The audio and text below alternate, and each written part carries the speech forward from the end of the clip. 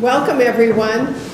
Thank you for coming. I'm Rabbi Katie Allen. I am the President Pro Tem of the Jewish Climate Action Network. We are thrilled that you are here to learn about what JCAN is doing and about what you can do and how we can intersect with the work that we're doing and the work that you're doing in your synagogue.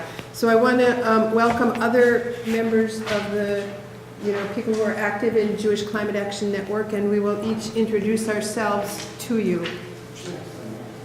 I think we can just leave this here. I'm Andy Orm. I'm the Secretary of the Jewish Climate Action Network and a member of Temple Shir Tikva of Winchester, where we're doing a lot of climate action work. I'm Fred Davis, I'm Vice President, and I always love the name of his synagogue, which means Shir Tikva. Anybody know what it means? Song of Hope, which I think today in particular, unfortunately, we need even more of. So I'll be talking a few minutes about climate chutzpah, and why do I say today in particular?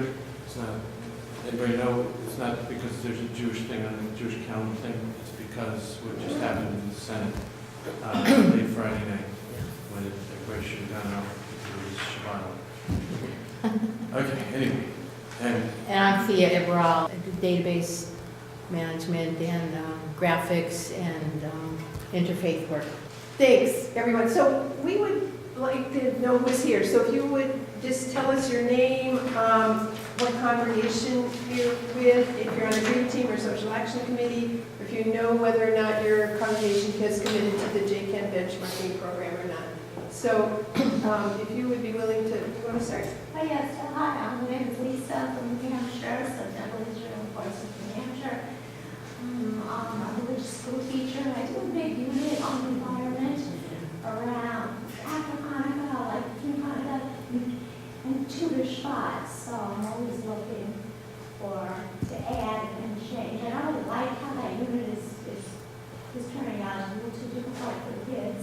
So I want to kind of reshape it. I find the kids are very knowledgeable now that a lot of these issues. Yeah. Great, thank you.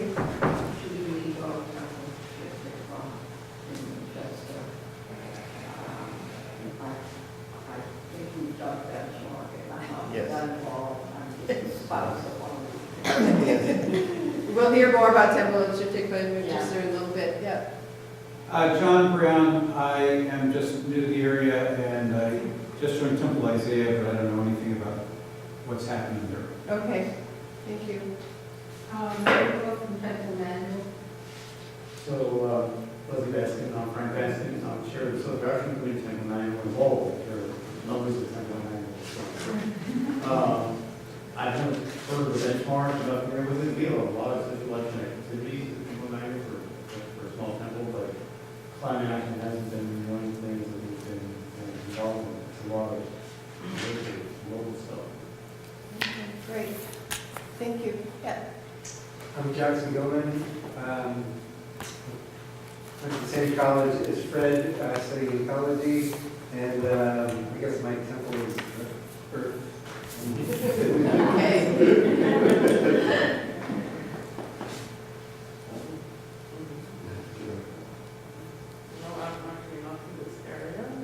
Well, welcome. Good. Thank you. And I live in Wellesley, and I'm actually, I like your answer with being Temple. It's better than saying I'm not actually a member. Okay. Definitely very interested in climate activism and other progressive environmental issues. Good. And I actually did not mean for that question to be exclusive for people, so I feel excluding for people, so I apologize. Just if you happen to be, if it's information that's useful, yeah. I'm Emily Spur. I'm at Dorset Tzedek here in Newton. I know when people are doing things, I'm not quite sure what. And I'm here as a vendor. This is a book, What on Earth Can We Do? An environmental action book, and I have copies here if anybody wants one. Okay. My books are great. I have like a collection. Thank you. Do you want to go ahead? I'm Rick Goldberg, also from Temple Shir in Winchester, and I'm on the committee at our temple that's doing this movement climate control. Thank you. just your name, any affiliation you might have, whether you're connected to a green team or a social action team, if you're in a synagogue. I'm Sam. Okay. I'm not particularly connected to any of those things. Okay, well, thanks. Well, welcome, everyone. Hey, Sam. Okay, so I'm going to let Thea go. She's going to... Yeah, so how I came to climate activism and why I'm doing this, it's kind of strange because for 11 years I lived with a person who spoke about climate change every single day. We went out to dinner with people. She would talk about it at the dinner table, everywhere we went, every day, and it just became part of the background. You know, I didn't care. I ignored it. I mean, I knew about it. I didn't do anything about it. I didn't care until one day.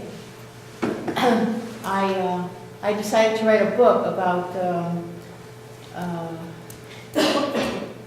how, my book's about, it's about a 4,000-year-old secret brought through time by the birds. It's called The Swallow and the Nightingale, and I had to create this world that was bad, things bad happening. So I just created this whole thing.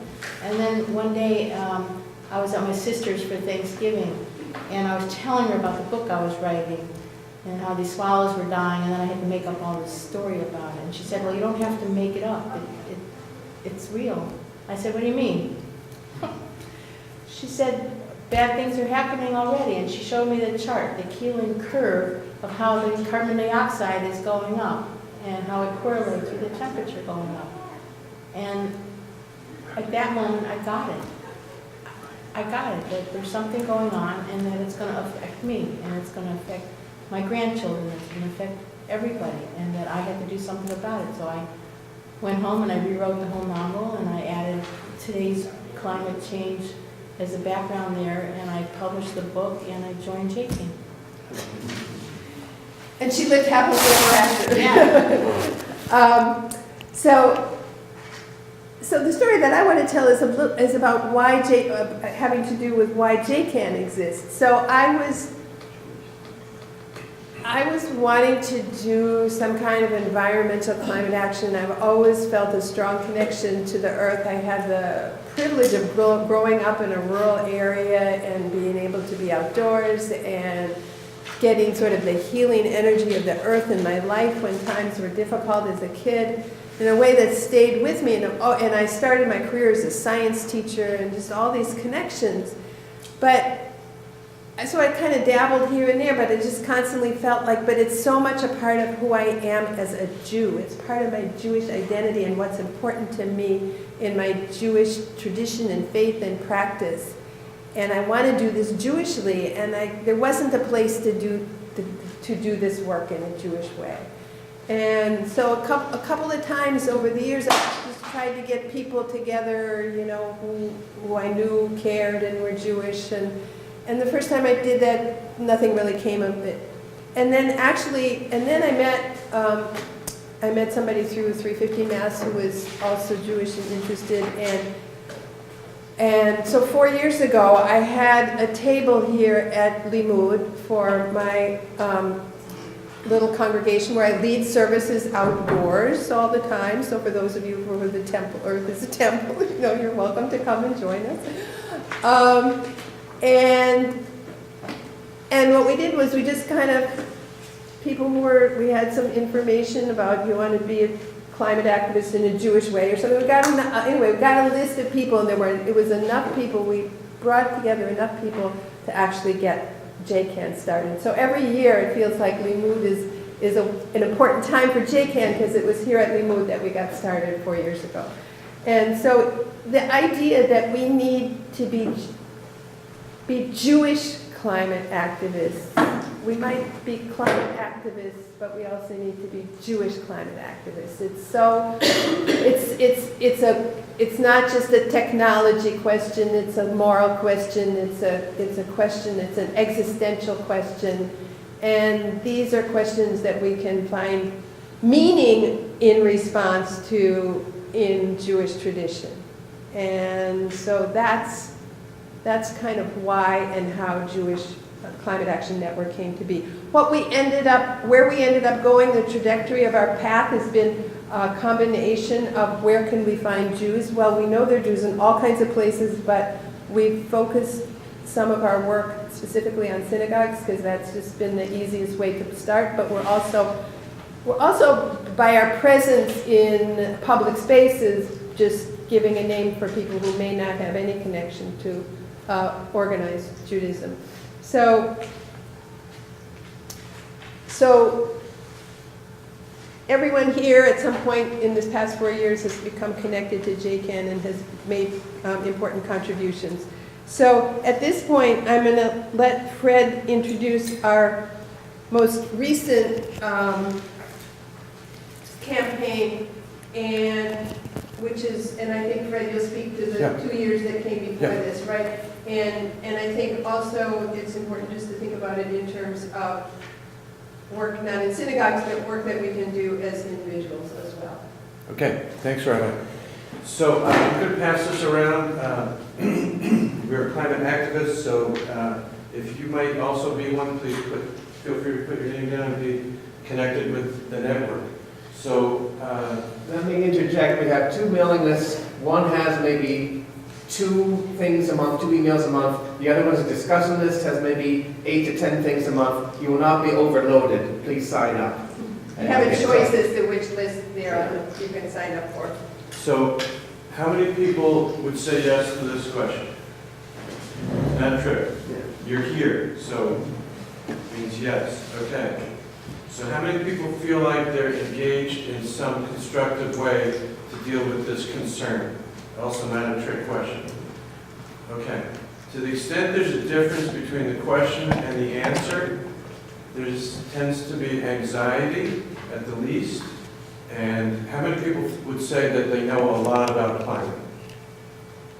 Okay. And to the extent you raise your hand to that question, that anxiety can extend to depression and worse.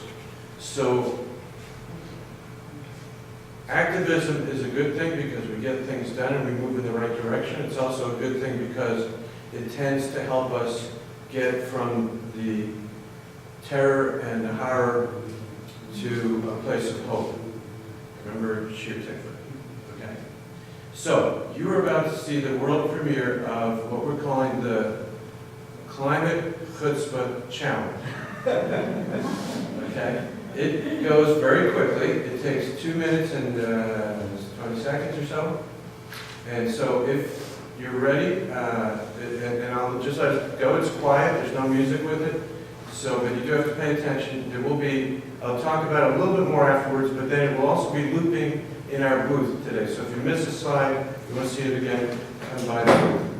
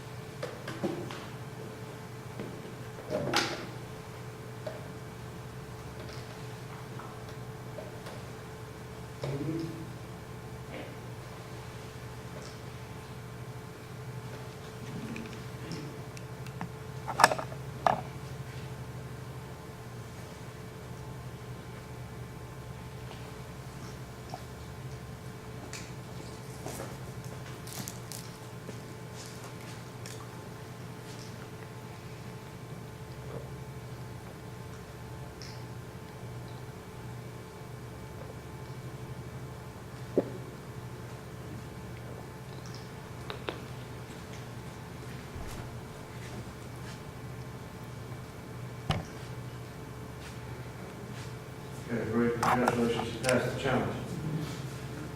Any quick questions? Okay. So, Yes. how does one determine what a goal is and what we're not doing? Excellent question. Anybody have any quick answers?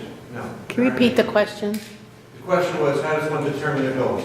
I'm going to deal, and how to get there. Next year, come back to this session, we'll solve all that. Seriously, I do think next year that's what we're going to be doing, if we have another session with Lou. But today, we're going to get rid of this one. We're in trouble now. Hang on. Because it will be, yeah, there it is. I will be talking about some aspects of some of the answers. It's not easy, but what JCAN did a couple of years ago, first I just want to get through this. Anybody have any questions about this? All agreed? Okay. So, as Rabbi said, we've been around for about 4 years. Each year we've set a reasonable, simple goal for any synagogue to get to. So our first year, 3 years ago, we called it the benchmarking campaign. Cute pun with SH there. Anybody know what bench is? Raise your hand if you know what bench is. Okay, so if you know it's a pun, if you don't worry about it. But anyway, the benchmark in the context of energy is to say, this is how much energy we, meaning your home or your office building or any facility, in this case a synagogue, how much energy it's using, meaning a carbon footprint. So how many people have calculated the carbon footprint for their home? Okay. And how many for their synagogue? Okay. So it's an exercise, but it's very, very doable. You just look at utility bills or ask your oil company or electricity provider for a year's worth of bills. You put it into a spreadsheet, and the spreadsheet instantaneously gives you the answer. That's the benchmarking campaign.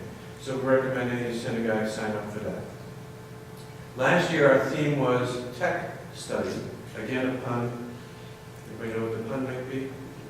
Jewish? Gotta do it fast. Tech study. Thank you, Brad. Text study, yes. And the text first study. one, benchmarking, actually it does matter what it means because it's benching is to bless. Thank you. So that's actually an important, background for the whole thing. Thank you very much. Okay, so last year I was studying about the technological possibilities, which sort of a side answer to your question. This year we're calling it the Climate Chutzpah Challenge, which you just all passed. Yes, you have the chutzpah. Yes, you can do this. But how to do it is a very good question. So I'm going to be dealing with that a little bit in the next 5 minutes.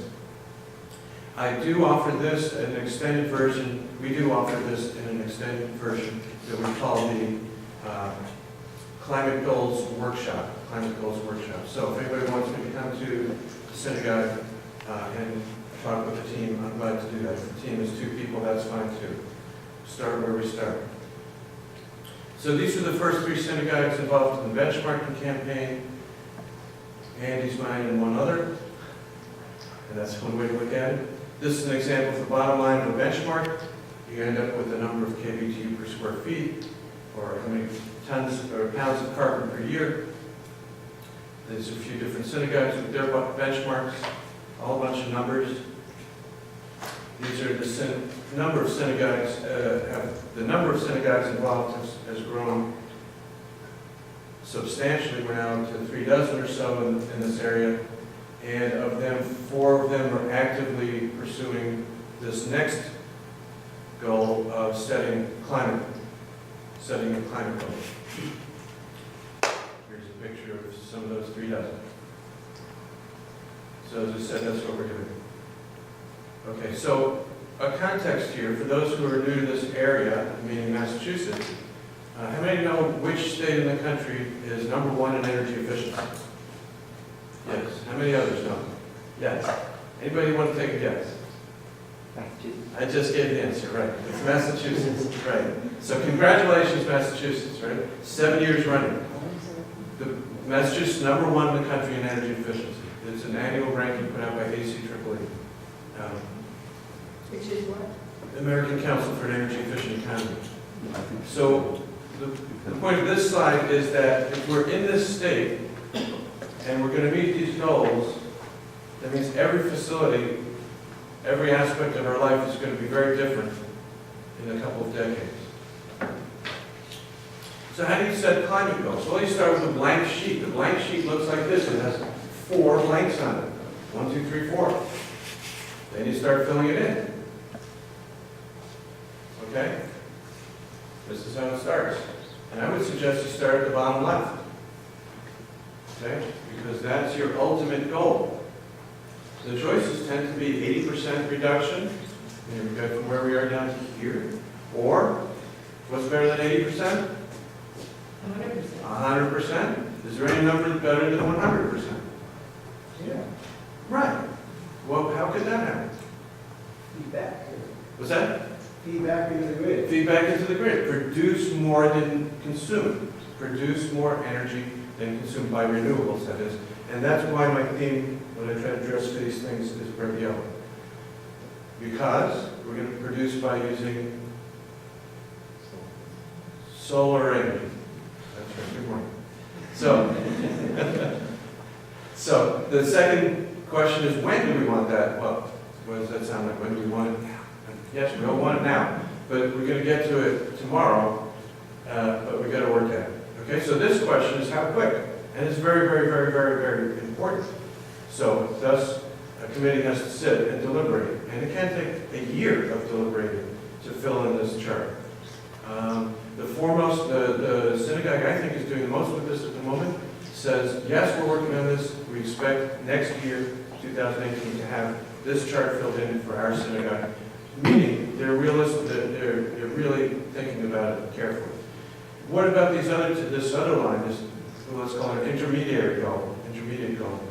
When might this be? Well, Jewish Climate Action Network is encouraging synagogues to go on the Shemitah cycle, which is a 7-year cycle. We're now up to year 3 of the current 7-year cycle. So what can we get? We'd ask, what can get done in the next 4 years? Let's see a couple of examples. So this, as I said, is the Massachusetts state goals. This has been in law for years. And there's all seriousness about getting to this. It really is, which is great. Here in Massachusetts, we fetch. We fetch and fetch, and we say, should be better, should be better, should be better. From the outside of Massachusetts perspective, we say, whoa, it's fantastic what Massachusetts is doing. Because it is. Same. Are these goals for like the Massachusetts state government or for all of the states? The whole state. It's awesome. So, since that was set in 2008, just in the last 2 years, 17 different cities, including the city of Boston, the city of Cambridge, the city of Somerville, 17 cities in the Metro Boston area committed to these goals. Not 80%, but 100%. Okay, so now let's dive down. It is very complex and very difficult to imagine even a whole municipality, a whole state getting to these goals. Does it get easier if you talk about one building? Yes, it does. So who has set the bar for this so far is Interfaith Power and Light. They developed a couple of years ago something called the Paris Pledge. And in the chart form, it looks like this. 2030 is 50%, that's a lot. And 100% by 2050. And these are kibbutzes about that. So if you can get, why wait decades for the bottom line on that? Kibbutz it is. If a building could get to 50% in 12 years from now, 2030, it can also probably do it within the Shemitah cycle, maybe 4 years. So that's, talk about challenges. That's our kibbutz. So one more kibbutz is, yes, just say 0. So 2050, 0, 100% reduction is good. So anybody thinking about this, one way to think about it is put it on the agenda now. If you intend to get there, put it on the agenda now. It'll make it happen. So where are we at? As of today, there are 200 houses of worship that have committed to that the Paris goals set by the Interfaith Power Night. Of those, and by the way, a year ago, if we did this session a year ago, that number is way under 100. So we would like there to be a bandwagon. We would like all to climb onto the bandwagon and feel like our synagogue, if we're going to go back to our synagogue and we're the lonely warriors and we're the only ones bringing this up, you know, we would like to say, hey, everybody else is on this bandwagon. Let's join on. Wouldn't that be great? That would be great. Right now, this is the status of things. 200 houses of worship total in the country, I believe. Oh no, there are some, 200 includes a few from other countries, not many. And 9 of the 200 are in Massachusetts, and not 7 of the 200, none in Massachusetts. 7 of them are synagogues, okay? So we've got a ways to go, but we're not starting from zero. The bandwagon does have a few people on it. And here are the houses of worship in Massachusetts at this point. I'm going to mention one of these in just a second. And here's, and wouldn't it be cool? So here's something for JCAN leadership. If you look at this slide, I haven't brought this up to leadership yet. Wouldn't it be cool to network among the 7 and growing number of synagogues that have already made this commitment? We haven't done that yet. We're not, as of today. JCAN has not been nationally focused. A week from today, we will be. Anybody have any guess why I'm saying that? John has a guess. That's you. Because between now and you are Jay. because yes, the reform movement is having its every 2-year conference, major conference. 6,000 people are coming to Boston starting Wednesday. This week, it just happens to be this week. So we will be there, and we will all of a sudden, a week from now, have a lot more congregations on our list. So just a look ahead. Devising the plan, after setting the goals, devising the plan involves steps. And those steps will actually look like steps, and I'll show you. But I wanted, looks like pointing out Art Rosenfeld, who's our hero. He's recently passed away, but he's sort of the grandpa of the field of energy efficiency. And this curve is named after him, and what it shows is that between 1975 and 2010, this is what happened to electrical consumption in the United States generally. It went up, per person, went up over those 40 years. Not in California, where he was very, very, very influential. It did not go up per person. So that lesson, that one person can have the influence, the chutzpah, to make things happen is important. So just get the idea of the shape of these pictures. Andy and you might want to just go behind just for a second. Sorry. The shape of these pictures is steps, over time, down, down, down. This is Massachusetts intentions. We are on track to reach our 2020 goals. This is what's happening every single year, at least for the last 6 years. We are reaching substantial reductions year over year in electricity consumption in Massachusetts. It's happening. It's happening. This is the plan in New York City, how they expect to get down to their radical reduction. And this is an important slide. You don't have to worry about the details. But if a synagogue or any facility is not going to be standing in 2050 or 2040, or because it becomes too old to maintain, etc., new construction. Synagogues every so often, go through cycles. Not all buildings last forever, and it's okay. But if any building is new today, what's the least energy it can consume? Anybody know? A brand new building today. Let's take a residence here in Massachusetts. What's the least energy a new building can consume? 0 net energy. Everybody hear that? 0 net. And what's even better than that? Jackson already said is positive, producing more energy than it consumes. So there's no reason a newly built synagogue shouldn't be 0 net or better. And just a quick example here. This church in Dover currently has a carbon footprint of 15 tons. And they proposed, and this is Jim Nail, who's the president of the Massachusetts Interfaith Power Light, a good friend of JCAN's, proposed a year ago to have this resolution, that they become carbon neutral by 2050, with the intention of reaching that goal much earlier. So that's one way to do it, add a verb or two. We commit, we intend. And so this is what their steps look like. First, solar, which they did, reduced their footprint by half right away. Now they're going to consider adding more. They're going to change some heating equipment. And perhaps, if there's anything left, they'll get to zero by purchasing green electricity or carbon offsets.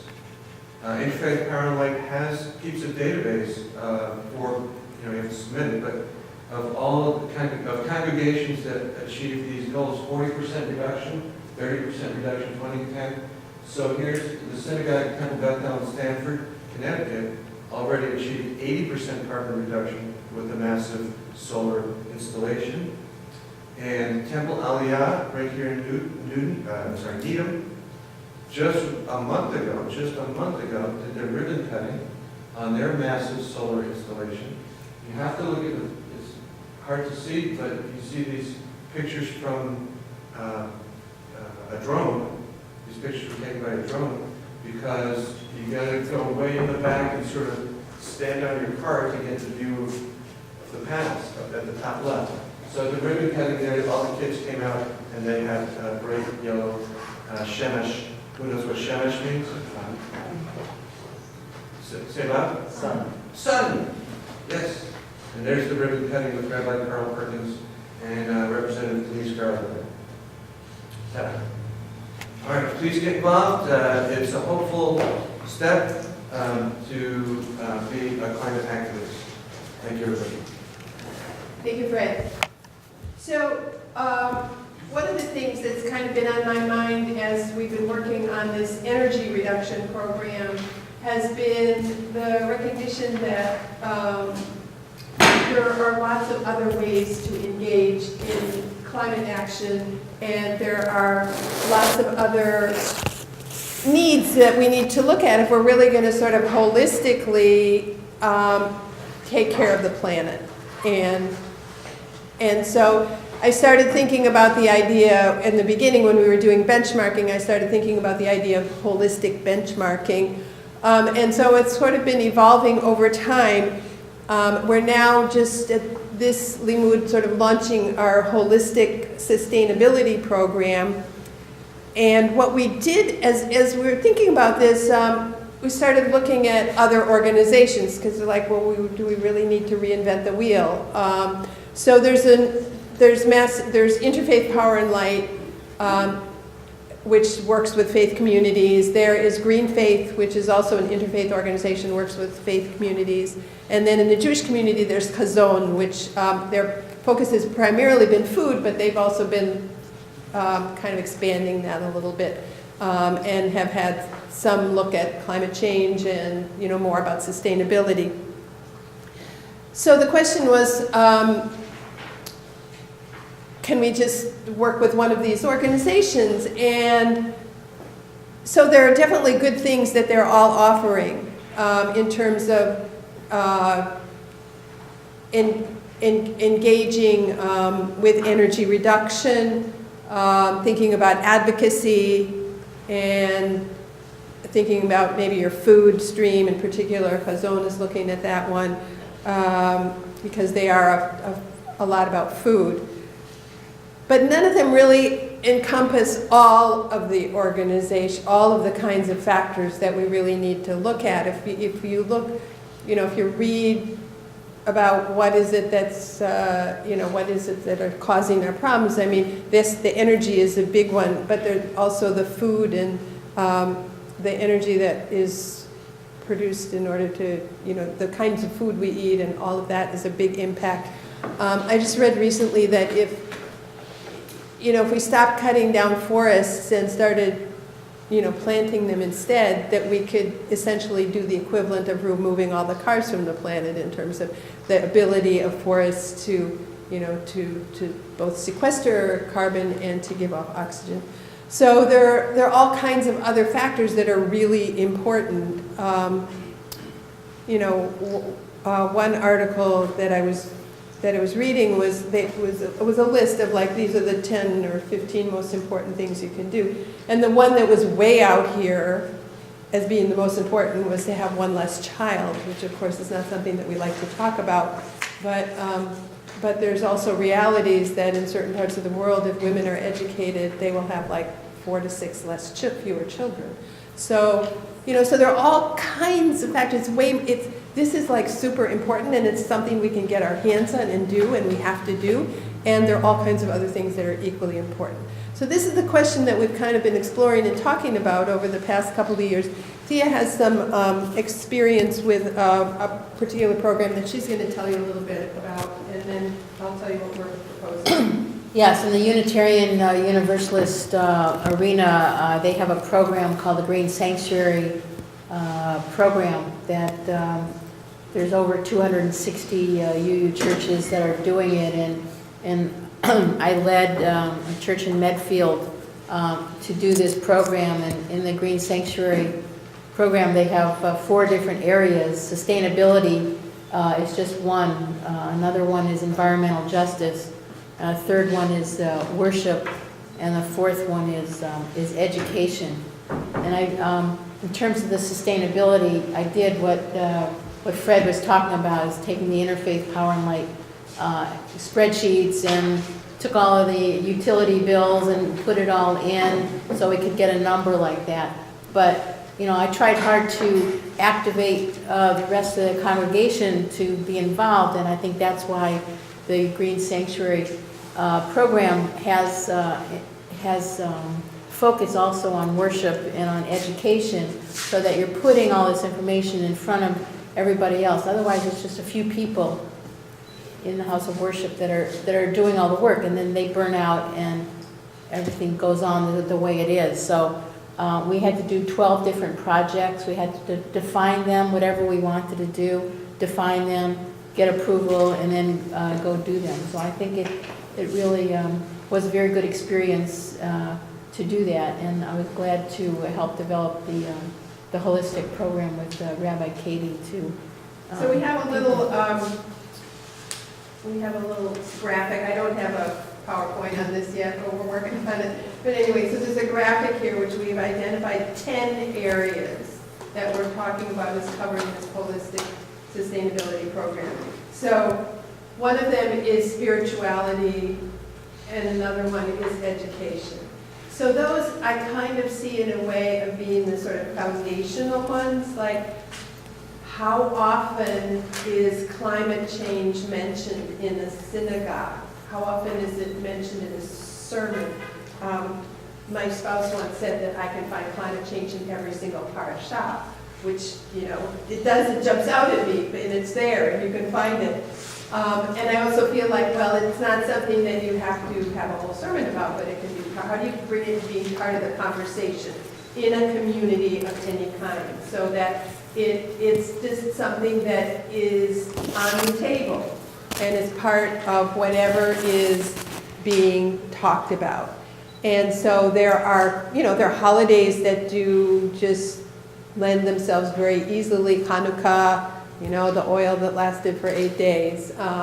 Tu B'Shvat, Sukkot. Those are easy ones, but how do we bring this into the sort of spiritual life of a community? And I actually one of the things that we're talking about is we're sort of starting this holistic campaign as being for a synagogue, but ultimately the idea that it's also for households. So you can think about this in terms of your own life, personal life as well. What are the spiritual practices that you do that keep you going so that you can confront climate change? Those are things that need to be addressed in communities as well. What's the education that's going on? How much do you see the connections between Jewish wisdom and climate change, or know about climate change itself? So those are the sort of 2 backdrop ones. Then there are certain ones that are applicable only to a synagogue that has a building, because some don't. They may rent space, or if you have your own home, and it might be less useful if you're renting. So So energy, which we've already talked about. The grounds, what do you have on your grounds? You may have a parking lot, but what's the rest of it? Do you have a garden that, that needs a lot of, you know, chemicals put into it, and do you do that? Or is it organic? Is it food producing? Is it carbon sequestering, bringing carbon? Do you have trees? Do you have lawn? What's there? So that's another one. The food and waste system, what does your synagogue or your home have a food policy? And what is that food policy? And how does that food policy connect to the climate implications of eating higher or lower on the food chain? So those things. And then the water, and what's your water usage? And there was one synagogue, I think it might have been the same synagogue that just put that huge solar array on in Needham. They cut their water bill by, I don't know, $4,000 a year, something ridiculous, because they started really paying attention to how they were using water. Then the others are that anybody anywhere can do are environmental justice work. How there are actually some bills in the state house right now that have to do with making it the whole ability to get solar and have solar be more equitable. So there's different things. There are things going on, as we talked about, environmental work that even tzedakah, where does your tzedakah money, where do your charitable monies go? Do they go to helping in some kind of environmental justice? Advocacy. Having a community be advocating on a regular basis. How do you bring your community together to do that? The finances, you know, where's your money? Okay, this is something that we can all look at. Like, is the bank that I'm using investing whatever even little amount or big amount of money that I have invested, are they investing it in pipelines, or are my funds fossil fuel free? So that's another one, and then transportation is another one. You know, what are the ways that we can reduce our transportation factor? And Green Faith actually where were they? Bonn, in Germany. They gathered together 80 prominent faith leaders from around the country, around the world, to sign a statement that they brought to the Bonn conference, and they were signing a pledge. And this was being a personal pledge. The idea being that if we're leaders either in faith communities or in climate work in any way, shape, or form, that we should be putting our money where our mouth is. And so this was about saying personally that they would make commitments to energy output through their food and through their energy and transportation. I believe those were the three. So these are things that are going on in the wider community and things for us to think about both personally and in terms of the communities that we might belong to. So you can find out more about that. There is some information on our website about that, but we will be getting more information up soon. So at this point, we're going to ask Andy to just tell about the journey that his synagogue has been through, and then there'll be some time for questions. I should take 5 minutes? Yeah, you have about 5 minutes, yep. Okay. The goal is to talk about how you could make your synagogue into climate activists, but I'm not actually going to talk about the climate. We've talked enough about that. I'm going to talk instead about two things that every religious organization needs to do, and that most have not done. The first one is to adopt a community organizing approach to your congregation, and the second one is to develop a process for taking a public position on something. So the community organizing approach is familiar to anyone who's worked with Greater Boston Interfaith Organization. Who knows of Greater Boston Interfaith Organization? And who has been a member of some organization that's part of Greater Boston Interfaith Organization? It's a good idea. The idea of community organizing is basically to find out what people in your congregation care about. Now, if you will talk to the young people in your Hebrew school, which I think Lisa has done, and they care about climate change, right? If you talk to anybody in their 20s or 30s, they will tell you that's very important. If you want to be a sustainable synagogue in the sense of having another generation of members, climate change is your issue. That's my little pitch for addressing climate change. But the community organizing approach involves small group meetings where people talk about what bothers them. It involves one-on-one conversations with key leaders in the synagogue, which doesn't just mean your board members and stuff, but it means people who you recognize as being out there, doing things for people and caring and organizing folks. So it's a complicated process that's worth learning about. I've been to many forums and seminars myself on the community organizing process. But that's important to get your synagogue organized around any issue that people care about and to make it relevant to people. The second thing you need to do is have a process for taking a public position. Now, as someone mentioned, the biennial is coming up. John mentioned the biennial. There's going to be a resolution at that biennial that Reformed synagogues should do more to address climate change. And I think it will pass. I think it has a lot of support. But I was very surprised when we first circulated this resolution. Only 6 or 7 synagogues signed on to it at the beginning. Mine was one of them, I'm proud to say, because I pushed it there. But I think most synagogues don't take positions on things because they just don't know how. They don't know what their people want. They don't know how to do it. There's no way of getting leadership support for it. So Shir Tikva in Winchester had several meetings where we worked out a process. Part of it involved the community organizing process, but basically it's a process for figuring out what the congregation supports and what is part of our mission, like, does it have a Jewish value, as Rabbi Katie was talking about? And now we have, after several hours of meeting and working out things, we have a clear process that's on our website, and it's been used many times by people who are trying to get us to take a public position on anything, support for religious freedom and Muslim rights and so forth, whatever. So I think your synagogue should do these things. Shir Tikva went through it. I still have a couple minutes. One of the things we did is at High Holidays, we put up a big board. The Social Action Committee decided we wanted to see what political things people wanted to do, go beyond a family table and things like that. We had a big board with a long list of topics, including criminal justice, which is very hot right now, climate change, income gap, and so forth. It turns out that a huge number of people in the synagogue chose climate change as a key issue. That enabled us to push this at the board level and get a climate change group, we call the group Acting to Reverse Climate Change, or ARC, very appropriate name. I have to admit the group is flagging now. And it's the same thing that's happening all over the country with political people. They're forgetting about climate change because the upheaval of the past year has brought so many other issues to the fore. But we can't forget climate change. The physics does not wait for a change in administrations.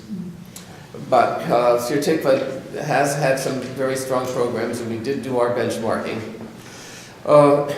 There are some weaknesses in the congregation still. For instance, I found out that the board voted not, or the finance committee voted not to put in a charging station for electric cars, even though one of our administrators brings her electric car to work every day. So there are weaknesses, there are things we still have to do, but we have become much more active in climate change, and I think those two things, the community organizing model and having a process for taking political position, that will help you quite a bit. Thank you, Andy. So, and all of those issues can work in any size of community, including a household of one. You can have those conversations with yourself. So, questions? We want to leave time for a few questions or comments, anything anybody would like to. Yes? So just respond to something you were talking about. I think one of the challenges I found in our temple, and I think it's true elsewhere, is that people think, well, we're a synagogue, we can't take stands on issues. And in fact, we can't. We can sort of support candidates for elections, right. but we can take stands on issues. People don't always understand that. Right. And what automatically reaction for some folks is that, no, you can't do that. Not because I'm for against the issue. Yeah. So that can be even the very first step of education is just talking about that, what we can do as a synagogue in terms of taking a stand. And Say something about that, Ron? yeah. So I'd just like to pose this, and this would go for people in synagogues or unaffiliated at this point, as not belonging to a synagogue, let's say. And I put it this way, the question is synagogue membership likely to increase the more a synagogue is identified with this particular issue as taking leadership in this direction? I pose it as a rhetorical, but all of us can think about that. So if you're not currently a member of a synagogue, could you someday see yourself becoming a member of a synagogue if it was strongly moving in the right direction, taking leadership in climate, maybe other issues too? But pose that as a rhetorical. And when I speak, similarly to what Andy was saying, when I speak to synagogue leaderships, I pose it, do you want more members or do you want less? So going forward, the young people of today, what are they going to be looking for when they look for guidance and leadership in their lives? I don't know if that addresses what you were asking about, but maybe thinking. Another aspect of it, I think is a good framework. Oh, and one more little aspect of that is, so, Andy, I thought I saw in what happened, and Rick, in your synagogue, I thought at one point you had a social action committee a few years ago, and then you had a climate action committee, and I thought most of the people involved in social action became involved in climate action, and am I right about that? Yes, but the idea was to kickstart it and to find new members who would carry it on. And we were doing that. We did find some new people who could have been the next generation of leadership there until the political upheaval. But we still have people who care, and I think we will revive ARC. Yeah. Yes. I have a question about the term environmental justice. I think I know what I mean, but I kind of like to give you elaborate on because I really like that. Yeah, well, so the fact of the matter is that vulnerable communities in general, poor communities or communities without so much infrastructure, those are the ones that are most at risk in terms of the impacts of climate change, whether it's whether it's superstorms or issues around food or even access to renewable energy, all these kinds of things that those of us who are well off financially, we're certainly not immune, but we have the means by which to accommodate ourselves more likely, to be able to take care of ourselves more likely. And so how do we help support those communities that are more at risk? And some of it is through legislation that makes it more equitable to access renewable energy, but there are things like, supporting public transportation is another example, because there's some people who don't have cars and they rely on public transportation. Well, we should be using public transportation as much as we can anyway. Shouldn't be relying on cars. So it goes, it works both ways. So I don't know if anybody else wants to comment to this, but it could be a whole hour-long discussion. Yeah, I mean, they're just, it's a great question. And it is. Come by the booth today. There's a whole big discussion about this natural food stamps. I mean, you buy Coke, that's hard to buy fruits and vegetables. And yeah. Right. The nutritional community is trying to say, can't there be a 2-for-1? If you buy an apple, your food stamp dollars should be worth twice as much. So right. There's stuff like that flowing. Exactly. And another kind of thing is, for example, so in developing countries where they may be using very, like in sort of desert places, but using whatever wood there is and producing a lot of pollution, and also even just in maybe in a closed surface, so it's impacting their health. And so, for example, I know there was an organization that was, you could buy solar lamps, to give, so extending solar lamps and solar energy kinds of things to those kinds of places are things that we may not be actively involved in going and doing something, but places when we think about what do we want to do with our tzedakah, or ways that we can use that money in ways that are both justice work or social justice work, but they're also helping the environment. So it's the intersection really between social justice and environment I'd like to issues. put in a plug, a shameless plug for the Jewish Climate Action Network Facebook page and Twitter feed. You can, do a search, we have the web page there. But the Facebook page in particular and the Twitter feed have a lot of interesting articles that you might not have seen elsewhere. And we do a lot of talking about the environmental justice. As you can see, this intersection that Rabbi Katie is talking about. I hope everybody does come by our booth today if there's more to discuss, and those who might represent a synagogue, please come by and see if your synagogue is already a member of the JCAN network, and if not, And I also, what it takes to get it there. and the other plug that I want to make for JCAN is that if you're not affiliated, but you do want to feel some kind of move to be Jewishly involved in climate action, there are certainly ways that you can plug into JCAN and help us with the work that we're doing in ways that meet your passions. That was sort of the other piece around the holistic sustainability program, is that we tend to not burn out if we're really working from our passions and the things that were really important to us. And so, we're hoping to engage people with the aspects of climate work that you're passionate about. So please come by and help us. We have 1 minute left until 10 o'clock. I have 10 o'clock here. Oh, okay, There's mine's- people outside. We have 30 seconds, I Sign guess. up I want to sheet. make one comment that what JCAN does is it helps hold your hand and give you answers or point you to people that have the answers, because this is a complicated thing, especially as Rabbi Katie points out in this holistic program. So JCAN really helps. Thank you, everyone, for coming.